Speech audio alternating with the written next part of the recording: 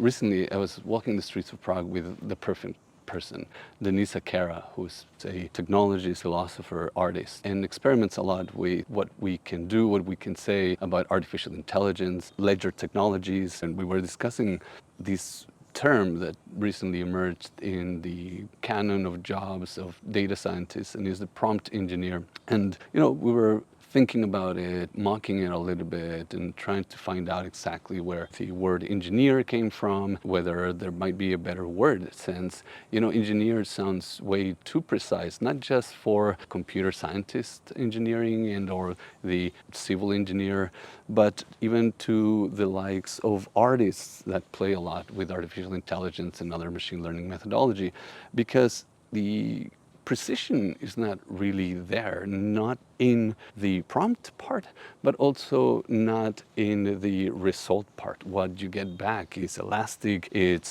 statistical, there is a lot of betting and a lot of uncertainty in what you will get back. And so we were trying to find other words that didn't elicit this sort of precision, right? So instead of prompt engineering, we thought, what about prompt sorcerer, prompt conjurer? And being in Prague, of course, some of us thought about the history of automata in cities such as Prague. And we thought about the myth of the Golem, of course, in Yiddish mythology, but even the conjurer of demons. One of the things that we stumbled upon as we were playing around with this idea of whether there's such a thing as a prompt engineer, a prompt artist, a prompt conjurer, prompt voodoo. Denisa had this beautiful question about the other side. We are treating prompt in prompt engineering as if we understood exactly what a prompt is, as if we had a bearing on what the term is, what it refers to, and of course that's not the case, right? So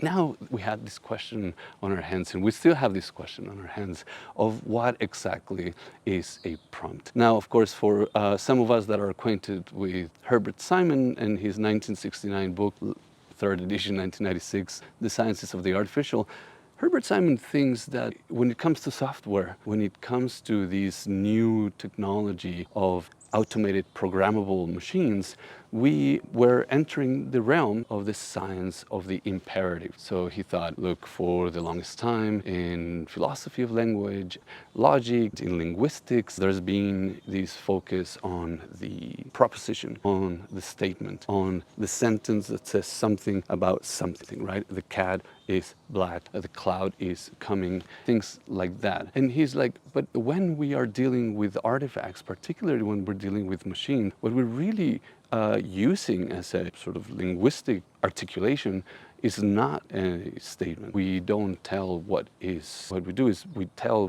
what it should be, given what we want it to be. And so we basically give commands to matter. We tell matter what to do by arranging it in certain ways and then pulling it in certain ways such that it does so. For Herbert Simon, the idea here is that when we're dealing with machines, we should educate the doer in the language of imperatives. So now the idea is, well, is a prompt an imperative? And again, the same question enters our discussion where we're talking about precision. When Herbert Simon was talking about imperatives, he actually thought that a lot of the things that you would tell the machine to do, the machine would do. But now we know that that's, well, to a certain extent, not always the case, but even if it was with contemporary computers, these stochastic, statistic methods with which we are constructing artificial intelligence are not like that. Even if you put the same prompt twice, you will get a different result.